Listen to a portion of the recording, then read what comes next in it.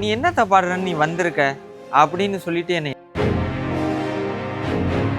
எனக்கு பாடுறதுக்குன்னு சம்பளம் கொடுத்தது வெறும் 200 தான். என்ன பொம்பளையா மாறிட்டியா போயிட்டியா அப்படின்னு சொல்லிட்டு நிறைய பேர் கவலைப்படுவாங்க. என்னுடைய லைஃப்லயே நான் இப்பதான் வந்து இதெல்லாம் பாக்குறேன்னு என்ன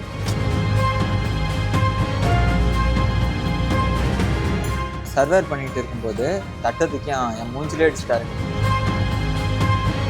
நான் இவ்வளவு உயரத்துக்கு வந்ததுக்கு பிறகும் அந்த என் மேலன்னு வச்சிருக்க ஒரு அழுக்கு சில இடங்கள்ல போக மாட்டேன்.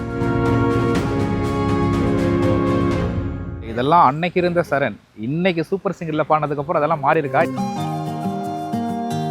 அப்பா எவ்வளவு என்னை மாத்திருக்கு.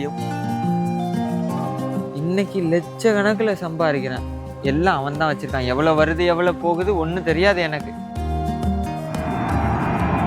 ஒரு நாள் நானும் பறக்கிறேன். இதுல இன்னும் போனது இல்லையா?